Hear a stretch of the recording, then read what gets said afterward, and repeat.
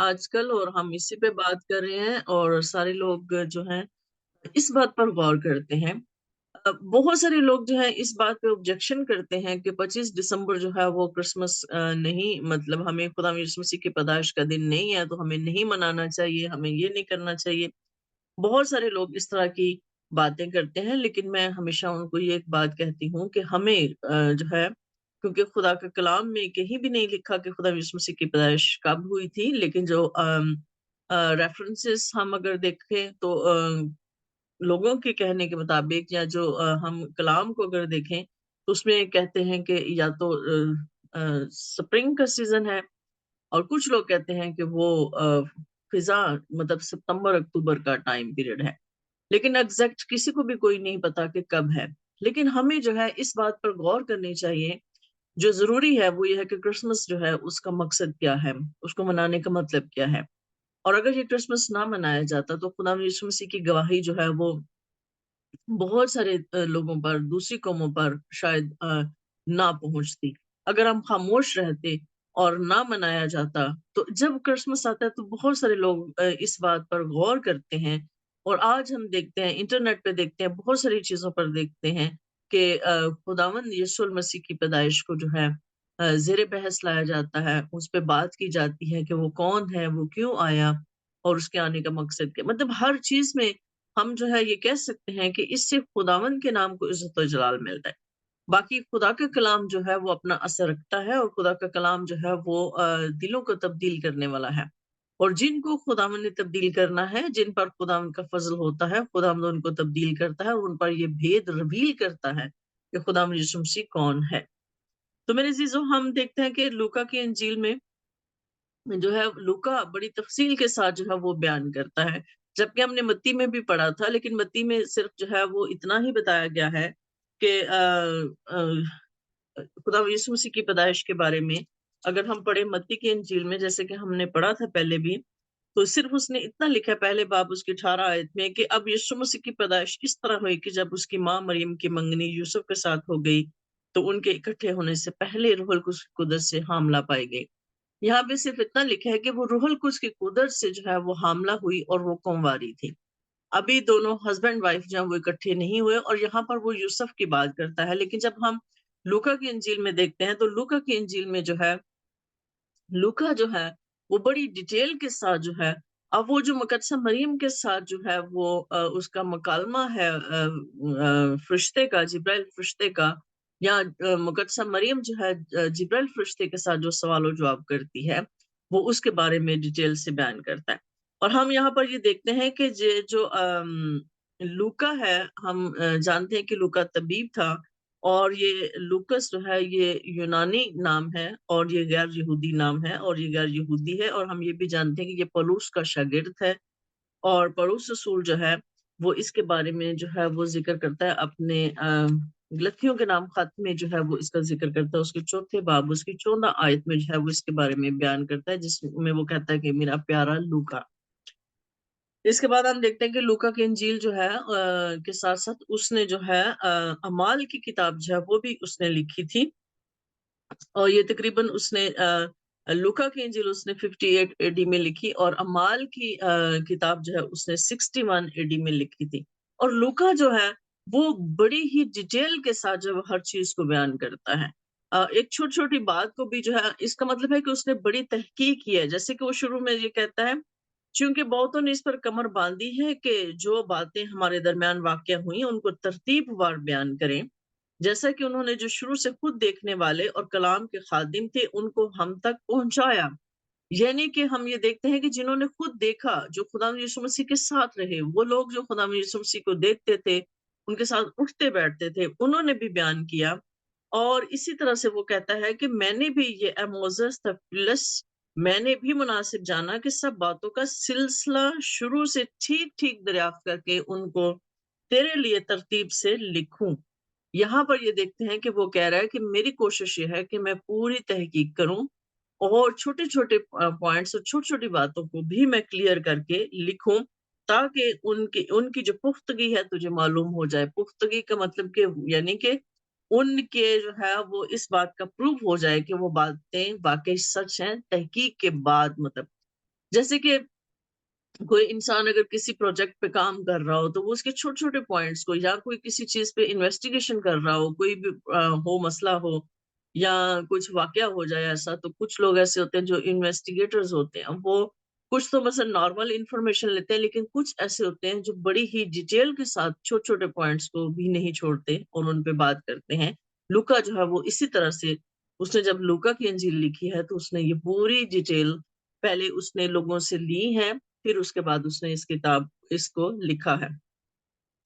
यहाँ पे हम देखते हैं कि वो खुदा यीशु मसीह के बारे में बयान करता है, फिर खुदा यीशु मसीह की पैदाइश के बारे में बयान करता है, फिर खुदा यीशु मसीह के बचपन के बारे में बयान करता है, फिर वो खुदा यीशु मसीह जब बड़े हो जाते हैं, उसके बारे में वो बयान करता है, और खुदा यीशु मसीह की जो मिनिस्ट्री है, उसको बड़ी तफ़सील के साथ वो बयान करता है। और सबसे बढ़कर ये कि वो अपनी अंजील को जो है वो ज़करिया की जो है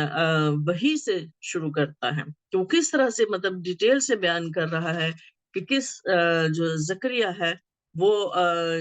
अपने एबिया के फ़रीक में से ज़करिया नाम एक काहिन था और उसकी बीवी हारून की औलाद में से थी और उसका नाम अलिशबा था। यहाँ वो कितनी तफ़सील से बयान कर रहा है कि हेरोदिस के ज़माने में, एबिया के फ़रीक में, अब एबिया जो है ये नाम है और हम जानते हैं कि बनी इसराइल के 12 कबीलों के साथ और लावी की औलाद जिनको जो है वो कहानत का मिला था, तो उनका टाइम पीरियड होता था, मुकर्रर होता था कि फलां फ़िरके का जो काहिन है वो इस दिन जो है वो हैकल में जाएगा और वहाँ पर जाके जो है वो मज़बा पर जाएगा और कुर्बानी चढ़ाएगा। यानी कि एबिया जो है उसके बाप-दादा का नाम है और उसमें से ज़िक्रिया का जो है वो आता है कि अब ज़िक्रिया की बारी है। यानी उनके नाम और उनके बाप-दादा और उनकी नस्ल की वज़ह से उनका मुकर्रर था कि किस दिन कौन जो है वो हैकल में जाएगा और वहाँ पर मज़बा पे जाके कुर्बानी चढ़ाएगा। इसमें हम ये देखते हैं कि वो बड़ी तफ़सील से इसके बारे में बयान करता है, ख़ास तौर पर जो लिशबा के भांज होने के बारे में, और फिर ज़करिया को जो वो यूहन्ना की पेशेनगोई देता है फ़रिश्ता, उसके बारे में भी वो तफ़सील से लिखता है। हम बात करते हैं खुदावंद यीशु मसीह की, कि खुदावंद यीशु मसीह जो हैं उनका जो जिब्राइल फ़रिश्ता उनका पैगाम मुक़द्दसा मरियम के पास लेकर आता है, और ये भी वो बड़ी डिटेल के साथ बयान करता है। जिसमें वो यूँ कहता है कि पहले बाब की 26 आयत में ही कहता है कि छठे महीने में जिब्राइल फरिश्ता खुदा की तरफ से गलील के एक शहर में जिसका नाम नासरत था, एक कुँवारी के पास भेजा गया, जिसकी मंगनी दाऊद के घराने के एक मर्द यूसुफ नाम से हुई थी। वो उस कुँवारी का नाम मरियम था, और फरिश्ता ने उसके पास अंदर आकर कहा, सलाम तुझको जिस पर फ़ज़ल हुआ है, खुदावंद तेरे साथ है। वो इस कलाम से बहुत घबरा गई और सोचने लगी कि ये कैसा सलाम है। फरिश्ता ने उससे कहा, है मरियम, खौफ न कर, क्योंकि खुदा की तरफ से तुझ पर फजल हुआ है, और देख तू हामला होगी और तेरे बेटा होगा, उसका नाम यस्सु रखना। वो बुजुर्ग होगा और खुदा ताला का बेटा कहलाएगा, और खुदावंद खुदा उसके बाप दाऊद का तख्त उसे देगा, और वो यकूब के घराने पर अब्बद तक बादशाही करेगा, और उसकी बादशाही का आखिर ना होगा। मरियम ने फरिश्ता से कहा, ये क्यों कर होगा, जबकि मैं मर्द को नहीं जानती? और फरिश्ता ने जवाब में उससे कहा कि रूहुल कुद्स तुझ पर नाजिल होगा और खुदा ताला की कुदरत तुझ पर साया डालेगी, और इस सबब से वो मालूद मुकद्दस खुदा का बेटा कहलाएगा। तो मेरे अजीजों, हम सब जानते हैं कि किस तरह से जो है वो फरिश्ता मुकद्दस मरियम के पास आता है, और इस हवाला में भी वो बड़ी डिटेल के साथ बयान करता है।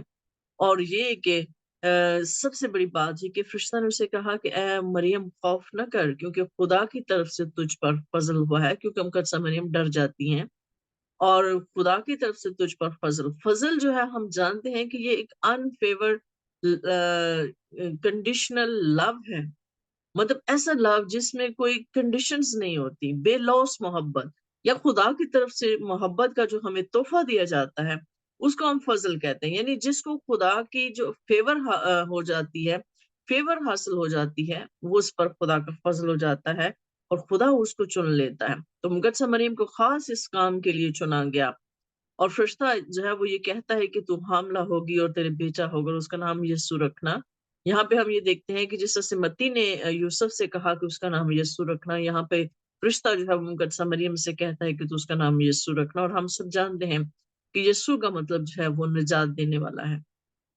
वो बुजुर्ग होगा बुज़ुर्ग का मतलब ये कि वो खुदा की हिकमत से भरा होगा और खुदा का रूह और खुदा की हिकमत उसके अंदर होगी और वो जो है खुदा ताला का बेटा कहलाएगा। अब खुदा ताला का बेटा वो किस सेंस में कहलाएगा? क्योंकि वो खुदा से निकला है। वो खुदा की कुदरत उसके अंदर है, खुदा की हिकमत उसके अंदर है और वो खुदा में से निकला है क्योंकि रूहुल कुद्स से हुआ है, खुदा की कुदरत के साथ वो पैदा हुआ है, इसलिए वो खुदा का बेटा कहलाता है। कुछ लोग ये बात करते हैं कि खुदा की कोई औलाद नहीं हो सकती। खुदा तो एक खुदा है। हम मानते हैं कि खुदा एक है। हम ये भी मानते हैं कि खुदाए कद्दूस जो है वो एक ही खुदा है और बनी इसराइल का खुदा एक ही खुदा है, वो जो यहोवा यरी है, जो यहोवा खुदा है और उसके अलावा कोई खुदा नहीं। लेकिन वही खुदा जो है, वो अपनी कुदरत के साथ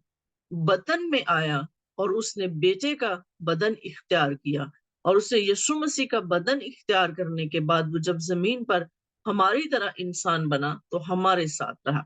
अब खुदा एक ही है। जो जो लोग कहते हैं ना कि मतलब खुदा एक ही है, तो खुदा में यीशु मसीह को जब हम कहते हैं और रूहुल कुद्स को जब हम बात करते हैं तो 3 खुदा हो जाते हैं। तो लोगों का ये कॉन्सेप्ट क्लियर नहीं है, खुदा एक ही है। वही खुदा अपनी कुदरत के साथ, रूहुल कुद्स की कुदरत के साथ वो बदन में आता है, वो बदन इख्तियार करता है। इसीलिए उसको कहते हैं कि वो कलमा मुतजस्सद हुआ। वो कलमा हमारे दरमियान में रहा।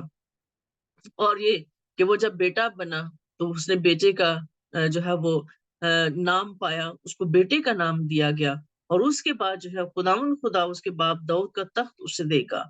और वो यकूब के घराने पर अब्बद तक बादशाही करेगा और उसकी बादशाही का आखिर ना होगा। तो मेरे अजीजों, हम सब ये कहते हैं और हम ईमान रखते हैं कि खुदा यीशु मसीह खुद खुदा है और वो जमीन पर आया और खुदा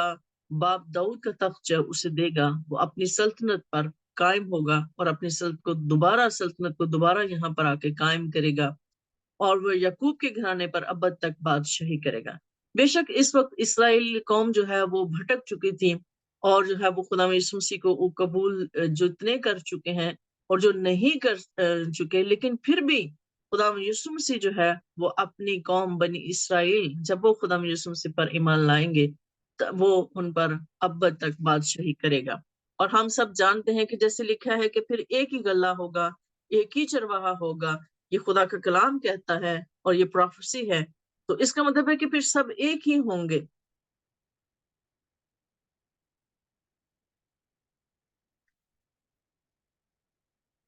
भाई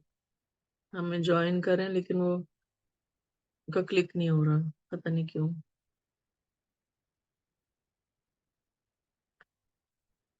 तो वो जो है खुदावंद यीशु मसीह जो है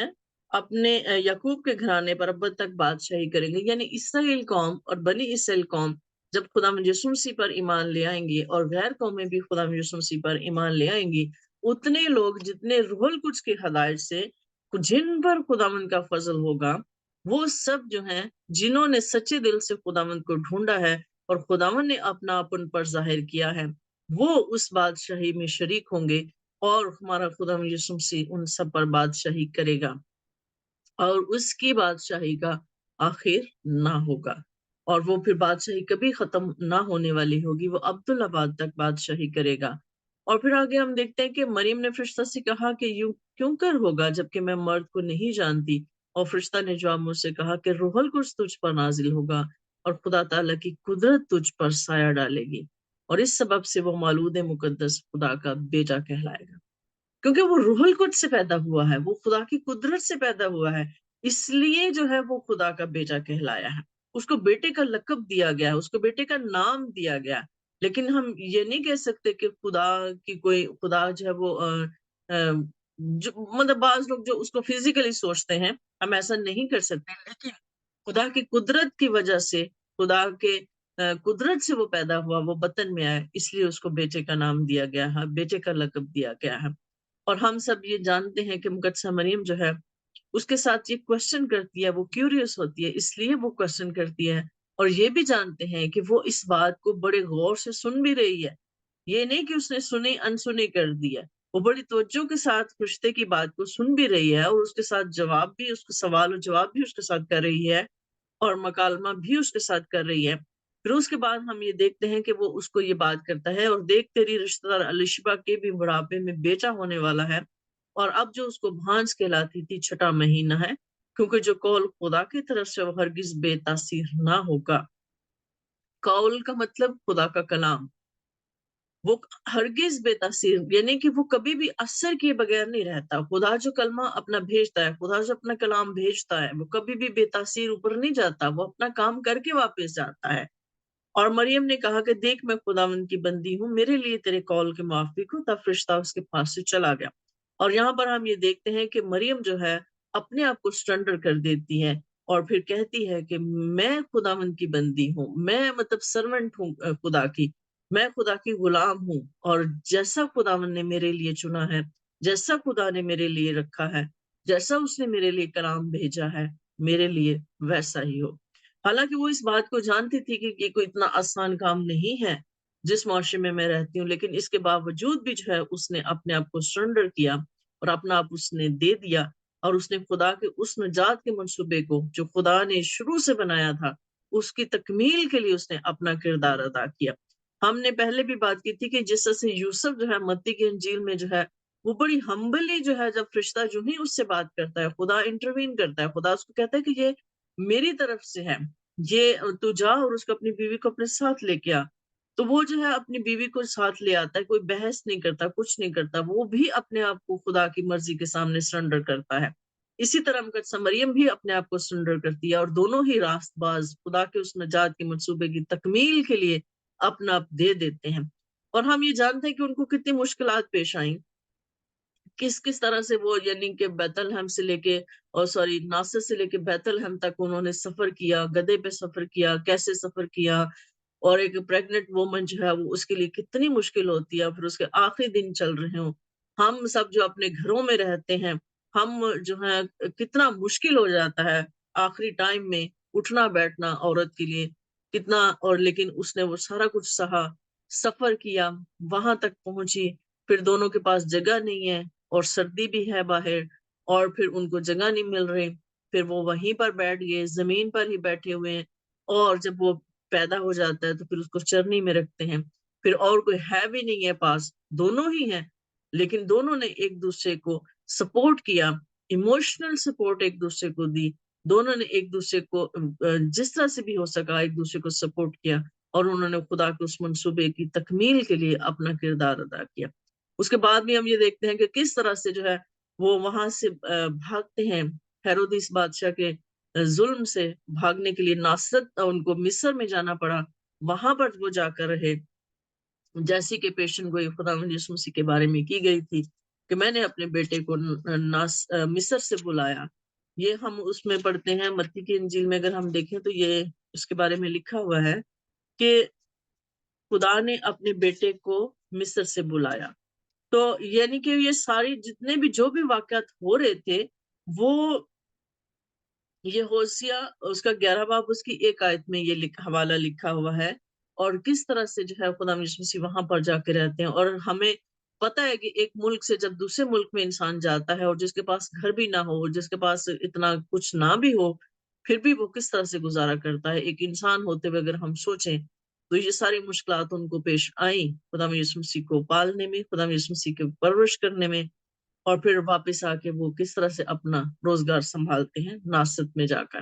پھر بھی انہوں نے خدا یسوع مسیح کی جو پرورش ہے وہ بڑے ہی خدا کے کلام اور خدا کی اس کے مطابق انہوں نے کی تھی۔ کس طرح سے خدا یسوع مسیح جو ہے وہ پورے مطلب اس کو جانتے ہیں۔ حالانکہ خدا یسوع مسیح کہتے ہیں کہ خدا یسوع مسیح جو ہے، جیسے کہ یوحنا کی انجیل میں لکھا ہے کہ پہلی آیت میں اگر ہم دیکھیں تو خدا یسوع مسیح میں کیا خدا یسوع مسیح کے بارے میں کیا لکھا ہے کہ ابتدا میں کلام تھا، اور کلام، میں یہاں سے حوالہ پڑھتی ہوں، ابتدا میں کلام تھا اور کلام خدا کے ساتھ تھا، اور کلام خدا تھا، یہی ابتدا میں خدا کے ساتھ تھا، اور سب چیزیں اس کے وسیلہ سے پیدا ہوئی، اور جو کچھ پیدا ہوا اس میں سے کوئی چیز بھی اس کے بغیر پیدا نہیں ہوئی۔ تو میرے عزیزو، ابتدا میں کلام تھا، خدا یسوع مسیح کو اگر ہم یہاں پہ رکھ کے دیکھیں تو ابتدا میں خدا یسوع مسیح تھا، اور یسوع مسیح خدا کے ساتھ تھا، اور یسوع مسیح خدا تھا، یہی ابتدا میں खुदा के साथ था। तो मेरे अज़ीज़ों, खुदा में यीशु मसीह खुदा का कलमा हमारे दरमियान जो रहा, वो खुदा का कलमा भी है, वो खुदा का कलाम भी है। खुदा में यीशु मसीह लिविंग वर्ड है, वो ज़िंदा कलाम है, इसीलिए उसको ज़िंदा कलाम भी बोला जाता है। इसीलिए वो लिखा हुआ कलाम भी है, बोला हुआ कलाम भी है और ज़िंदा कलाम भी है जो हमारे दरमियान है। और उसी के वसीला से सारी चीज़ें पैदा हुई और उसी ने सारी चीज़ें पैदा की हैं। तो मेरे अज़ीज़ों, ये बड़ी ही एक भेद की बातें हैं, जो समझना इतना आसान नहीं है। इंसानी अक्ल से हम इन बातों को, इन भेदों को नहीं समझ सकते जब तक हमें ऊपर से ना दिया जाए। तो हमें ये बात जो है दुआ में रखनी चाहिए कि जो लोग इस भेद को नहीं समझते, वो इस बात को समझें कि खुदावंद यीशु मसीह किस तरह से खुदा का बेटा है और खुदावंद यीशु मसीह किस तरह खुदा है। खुदावंद उन सब की को हिकमत दे और उनकी आँखें खोले। खुदावंद के कलाम की बरकत हम सब पर हमेशा से होती रहे। आमीन। आमीन, आमीन। खुदा उनकी शुक्रगुज़ारी करते हैं इस खूबसूरत कलाम